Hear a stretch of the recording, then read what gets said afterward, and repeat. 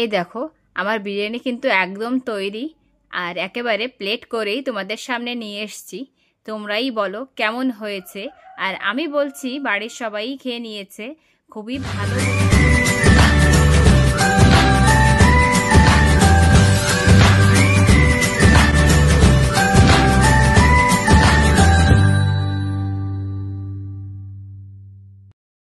জয়গুরু। আমি মামনের কিচেনে তোমাদের সবাইকে স্বাগত জানাই। আজ আবার আরেকটা লোভনীয় রেসিপি তোমাদের জন্য নিয়ে এসেছি। কিন্তু রবিবারে প্রায় সবাই করে থাকে, আর এই রেসিপিটা হলে তো আর কোনো কথাই নেই। ছোট হোক বড় হোক সবাই খেতে বসে যাবে সময় করে, একেবারে টাইমলি, তাই না? তোমরা ভাবছো হয়তো এইসব কথা বললো কেন, তাহলে বলেই দিই রেসিপিটা কি। আজকে করছি চিংড়ির বিরিয়ানি। কি ঠিক বলেছিলাম না? চলো তাহলে তোমাদের দেখাই আমি কিভাবে বাড়িতে চিংড়ির বিরিয়ানি তৈরি করি, আর তাতে আমি কি কি সব উপকরণ নিই আর কিভাবে কি করি সবকিছুই তোমাদের সঙ্গে শেয়ার করব।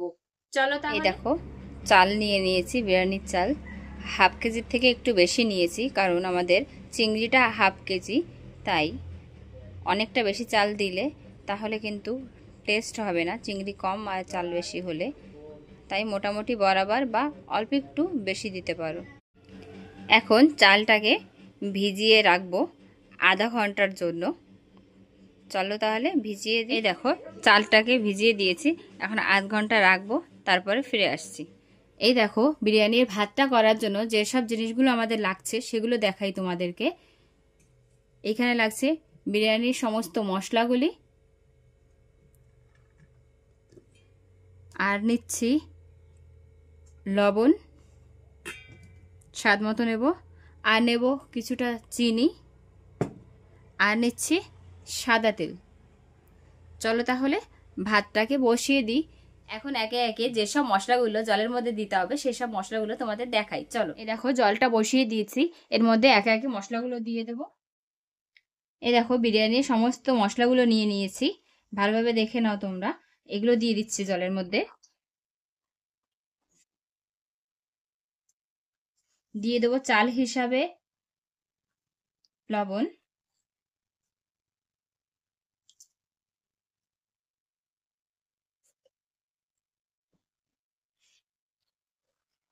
দিয়ে দিচ্ছি কিছুটা চিনি,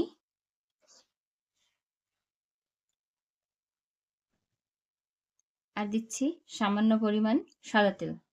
তোমরা চাইলে এই মশলাগুলি মুখে না পড়ে তার জন্য একটা সুতির কাপড়ে বেঁধে তারপরে কিন্তু দিতে পারো, তাহলে মশলাটার ফ্লেভারটা ওর মধ্যে যাবে ভাতের মধ্যে, কিন্তু মশলাটা কখনো মুখে পড়বে না এই গোটা মশলাগুলি।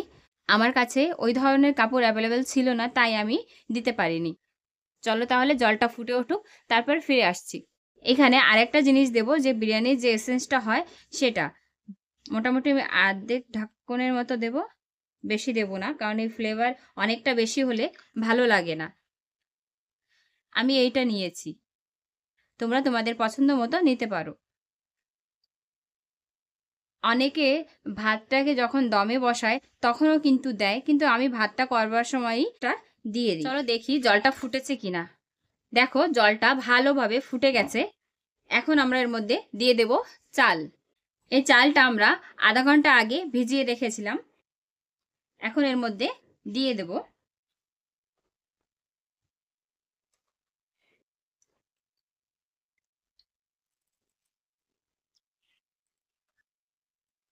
আচ্ছা বিরিয়ানি কিন্তু অনেকে অনেকভাবে করে, তোমরা কে কেমনভাবে করো আমাকে কিন্তু কমেন্টে অবশ্যই জানাবে। আর আমি যেভাবে করছি সেভাবে কি তোমরা কেউ করো সেটাও বলবে, আর তোমাদের কেমন লাগছে সেটাও কিন্তু আমাকে জানাবে।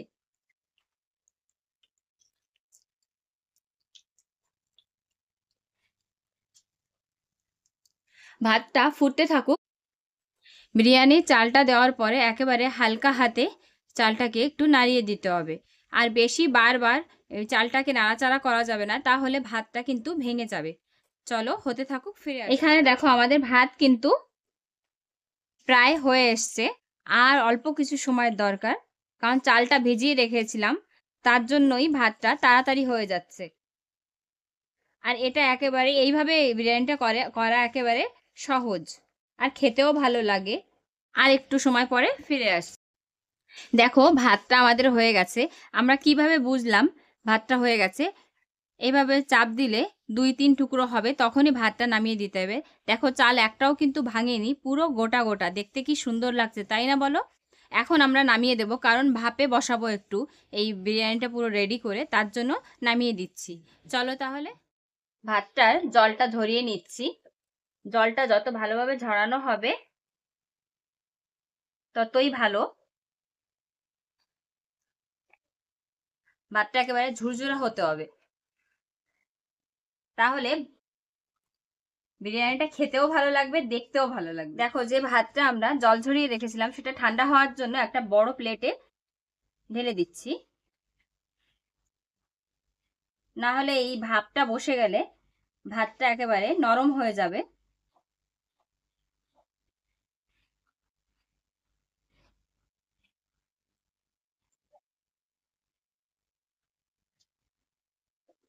ঠান্ডা বিরিয়ানির জন্য যে চিংড়ি মাছটা তৈরি করব আমরা, সেটার জন্য কি কি লাগবে তোমাদের দেখাই। লাগছে আমাদের চিংড়ি মাছ, আমি এখানে 1/2 কিলো নিয়েছি চিংড়ি মাছ।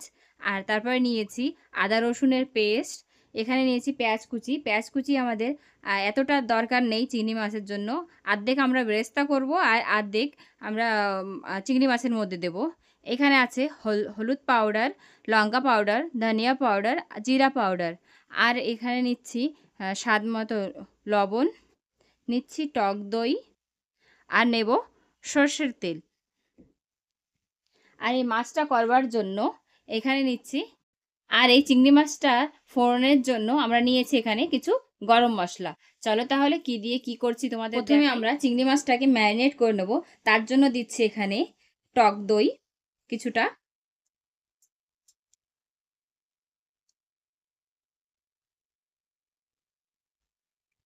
আর দেব হলদি পাউডার। তোমরা মাছ হিসাবে নিজেদের হিসাব মতো করে দিও। আর দিচ্ছি লঙ্কা পাউডার, আর দিচ্ছি ধনিয়া পাউডার, জিরা পাউডার,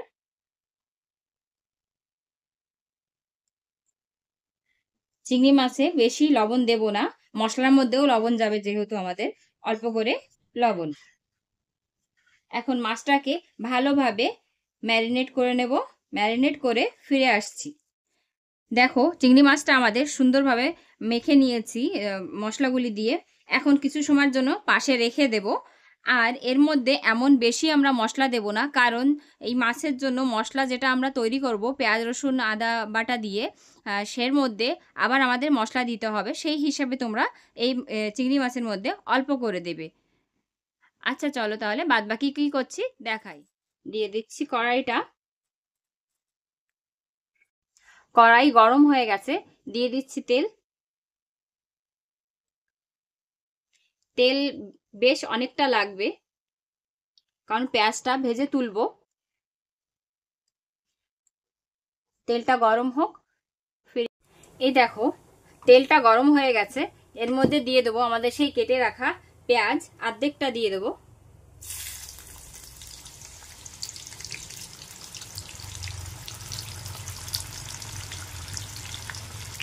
পেঁয়াজের স্লাইসগুলো একটু ছাড়িয়ে ছাড়িয়ে দেব, তাহলে ভাজতে সুবিধা হবে।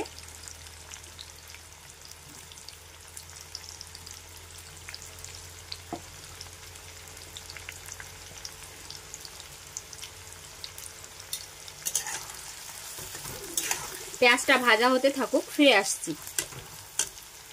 দেখো পেঁয়াজ বেরেস্তাটা কিন্তু আমাদের প্রায় হয়ে গেছে, আর একটু করব, বেশি একদম পোড়া পোড়া করার দরকার নেই, লাল লাল হলেই হবে।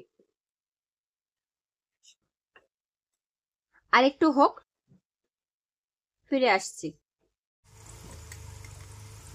পেঁয়াজ বেরেস্তাটা একেবারে সুন্দরভাবে গোল্ডেন লাল হয়ে গেছে, এখন নামিয়ে নিচ্ছি। নামিয়ে পেঁয়াজটাকে তুলে আমরা একটা প্লেটের ওপরে পেপার দিয়ে তাতে ছড়িয়ে রাখবো ঠান্ডা করবার জন্য।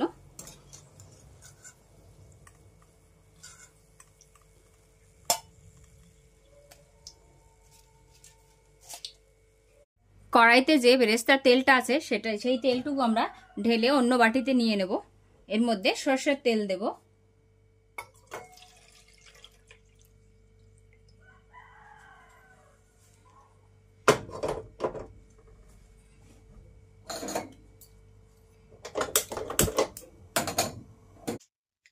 দিচ্ছি এর মধ্যে সর্ষের তেল।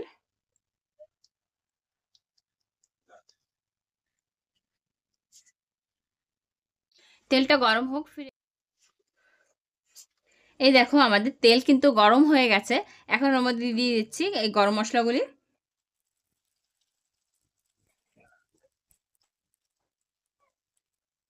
গরম মশলাগুলি লাল লাল হয়ে গেলে দিয়ে দেবো পেঁয়াজের মধ্যে। দেখো হয়ে গেছে। এখন দিচ্ছি এর মধ্যে কেটে রাখা পেঁয়াজগুলি।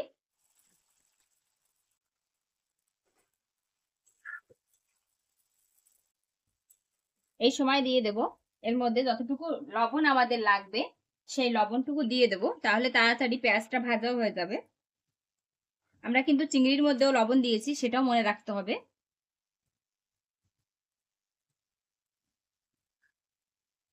শুধু মশলার জন্য যতটুকু লবণ লাগবে ততটুকুই দিলাম।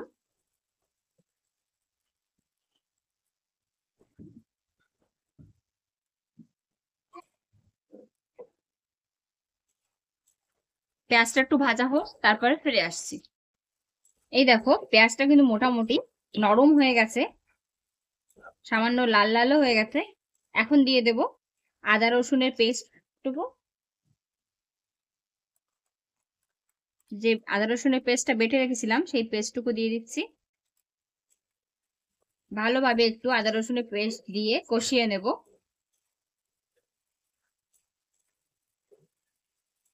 দুই তিন মিনিট।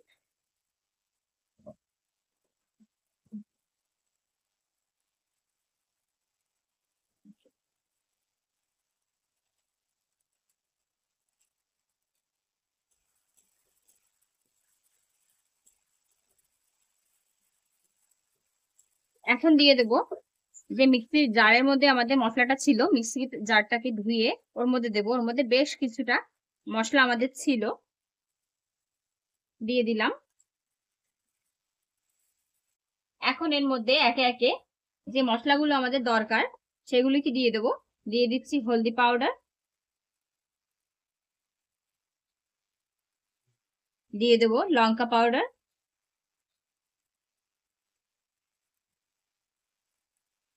দিয়ে দিচ্ছি ধনিয়া পাউডার,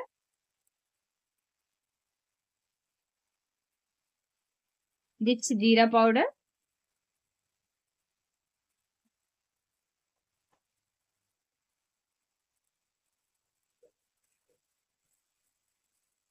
এখন এই মশলাগুলি ভালোভাবে কষিয়ে নেব। মশলাটা ভালোভাবে কষানো হলে তাহলে চিংড়ি বিরিয়ানিটা কিন্তু টেস্ট হবে খেতে। থেকে গন্ধ যাওয়া পর্যন্ত আর তেল ছাড়া পর্যন্ত কষাতে হবে, কারণ এই মশলার ওপরেই কিন্তু নির্ভর করছে আমাদের বিরিয়ানিটা কেমন হবে।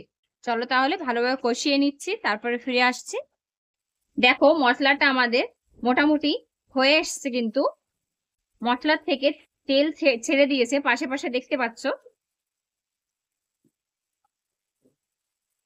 তবুও আরেকটু সময় কষাবো। এর মধ্যে সামান্য পরিমাণে একটু জল দিয়ে দেব, দিয়ে আরেকটু সময় মশলাটাকে কষাবো।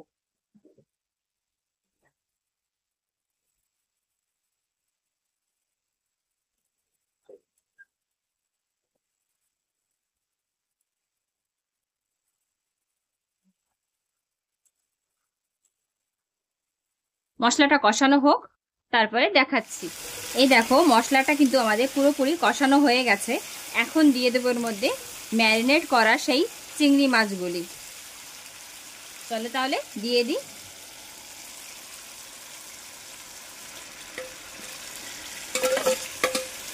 ভালোভাবে কিছু সময় কষিয়ে নেব চিংড়ি মাছের সঙ্গে, মশলার সঙ্গে। কিছু সময় কষানো হোক, তারপরে দেখাচ্ছি তোমাদের। এই দেখো আমাদের কষানো কিন্তু মোটামুটি হয়ে গেছে। এর মধ্যে সামান্য পরিমাণ জল দেব। যে চিংড়ির গামলাটার মধ্যে আমি ম্যারিনেট করেছিলাম সেই গামলাটাকে ধুয়ে সামান্য পরিমাণে এর মধ্যে জল দিয়ে দেব, কারণ এই দিয়ে দিলাম।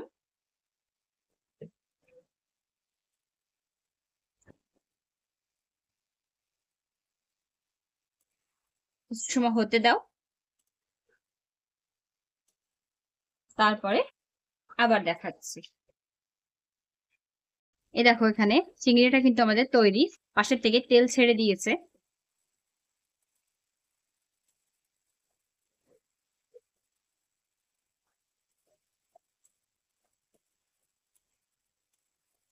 এখন নামিয়ে নেব। এর মধ্যে সামান্য একটু বিরিয়ানি মশলা দিয়ে দেব, বেশি না, 2 চুটকির মতো।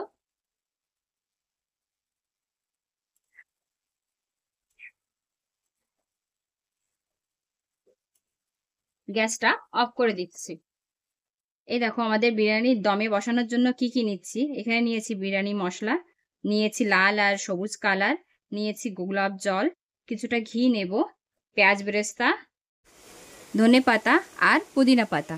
চলো তাহলে কিভাবে বসাই দেখাই। এখানে নিয়েছি একটা হান্ডি টাইপের ডেকচি, এর মধ্যে আমরা ভাতটাকে দমে বসাবো।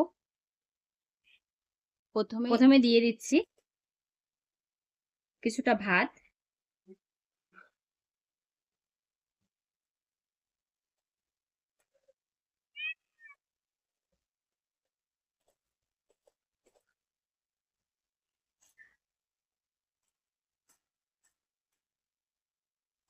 ভালোভাবে ছড়িয়ে নেব।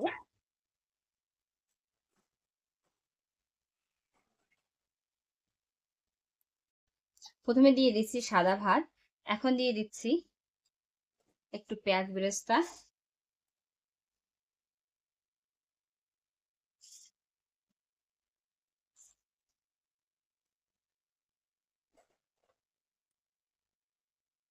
দিয়ে দেবো একটু গোলাপ জল, অল্প পরিমাণে দেবো, বেশি দেবো না।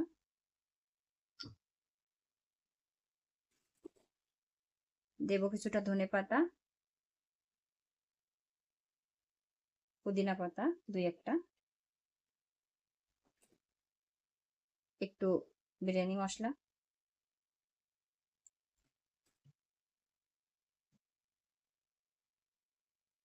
কটা কালার ভাত। আমি কিন্তু রংটা ভাতের মধ্যে মিশিয়ে নিয়েছি। তোমরা চাইলে জলের মধ্যেও গুলিয়ে নিতে পারো। একটু ঘি ওপর থেকে দিয়ে দেব, আর কটা ভাত।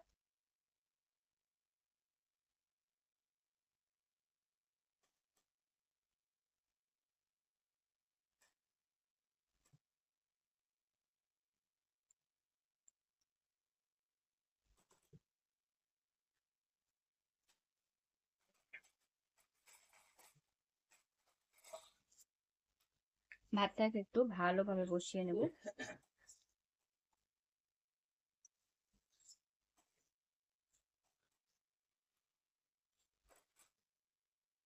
এখন দিয়ে দেবো এর ওপরে আমাদের রান্না করা চিংড়ির গ্রেভি আর চিংড়ি।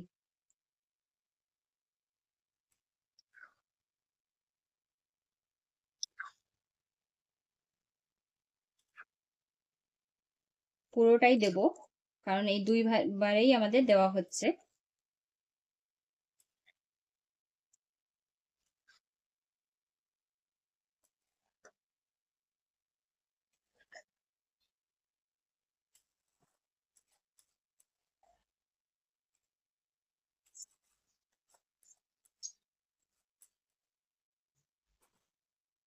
ভালোভাবে ছড়িয়ে নিচ্ছি।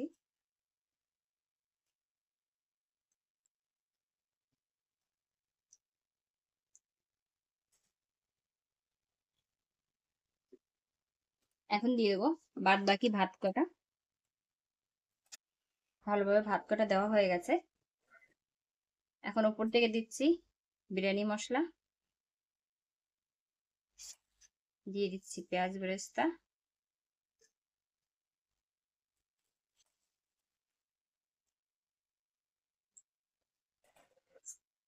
দিয়ে দেবো পাতাগুলি,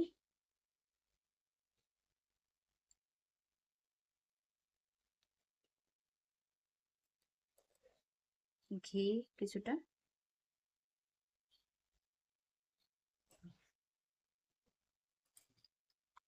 গোলাপ জল,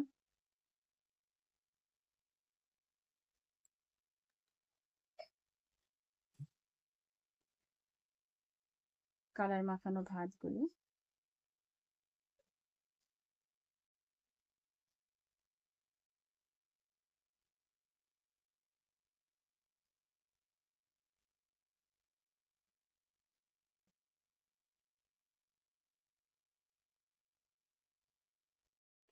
ঢাকন দিয়ে বন্ধ করে 5 দিয়ে 10 মিনিটের জন্য, এই দেখো একটা মোটা তাওয়া বসিয়ে দিয়েছি, আমার পুরনো তাওয়া। এর উপরে 5 দিয়ে 10 মিনিটের জন্য ভাপে বসাবো। এর উপরে একটা কোনো ওজনওয়ালা কিছু দিয়ে দেব। এরপর আমি এই নোড়াটা দিয়ে দিচ্ছি। হয়ে যাক, ফিরে আসছি। এই দেখো 15-20 মিনিট হয়ে গেছে আমাদের। এখন আমরা বিরিয়ানিটা দেখাই তুলে তোমাদের।